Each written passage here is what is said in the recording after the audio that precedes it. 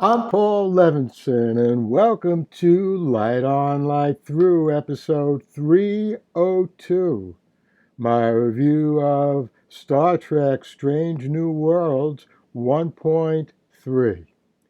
Well, there was a science fiction story I read a long, long time ago, back in the late 1950s, I think, when, as a kid, I first began devouring science fiction.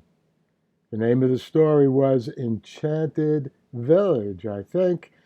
It was first published in 1950, and it was written by A.E. Van Vogt. That's V-O-G-T is his last name. I remember the story as clear as day. An astronaut is stranded on a planet with a barely hospitable environment, and he struggles to survive.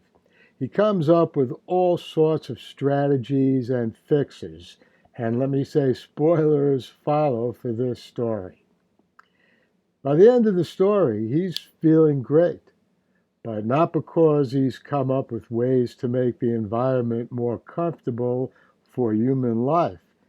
No, he's in great shape because the environment has changed him into an alien life form, happy as a clam in the hostile environment. And Strange New Worlds 1.3 does a fine job of recalling the essence of this story through the person of First Officer Chin Riley, aka Number One. And spoilers for this episode now follow. Here's the situation. The Enterprise beams down a team to Illyria, a planet of humanoids who were outcasts in the Federation because they practiced genetic engineering. Before the episode is over, we learn that Number One is an Illyrian, and the centerpiece of their lives and explorations was to transform themselves, not the planets they encountered. And what Number One says is, instead of terraforming planets, we modify ourselves. That's a quote. Now, if you think about it, that's a pretty enlightened approach, certainly by our current environmental standards. And I think that story in itself would have been well worth watching for an hour, but we get more.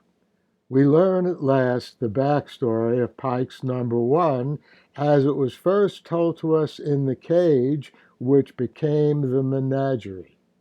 And while we're at it, we also learned that Security Chief Lan Noonien Singh is a descendant of Khan Noonien Singh. That's right. He also was a champion of genetic engineering, which he unfortunately used for evil purposes, which in turn is why the Federation took such a dim view of DNA rearranging.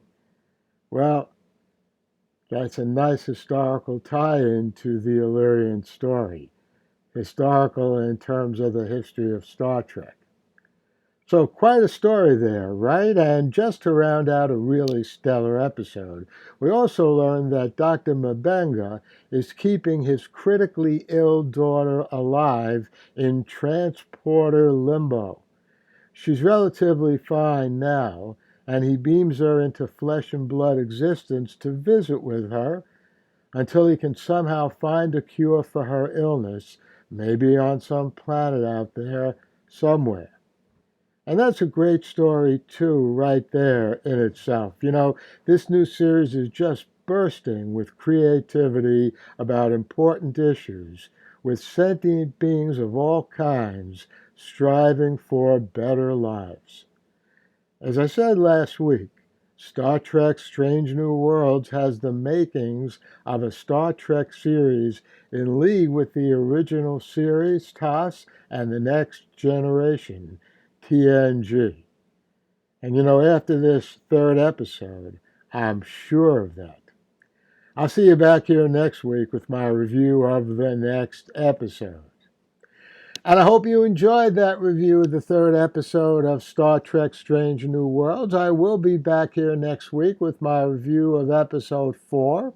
I've also begun watching another new series, this one on Amazon Prime, Night Watch. I'm binging that, and I'll be back here with a review of that in a day or two. And look also, or listen also, for reviews of The Man Who Fell to Earth, the next episode there, and The Time Traveler's Wife, the second episode in that new series. All right, lots of good stuff coming up in the weeks ahead. Once again, in the meantime, stay safe, stay sound, and do whatever you can to help those brave people once and for all get the Russians out of their country,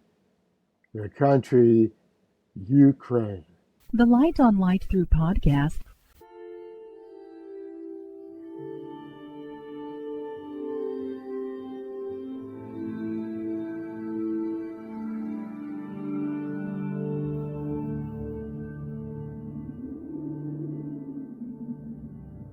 Athens, 2042 AD.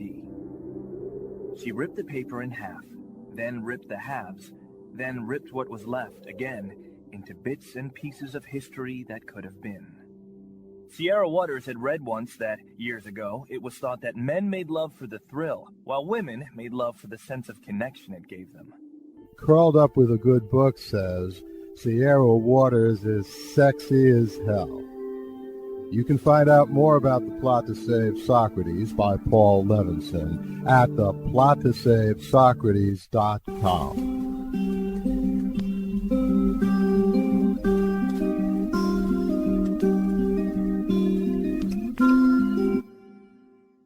Paul Levinson spilled code about an ancient biotech war raging on in secret for centuries.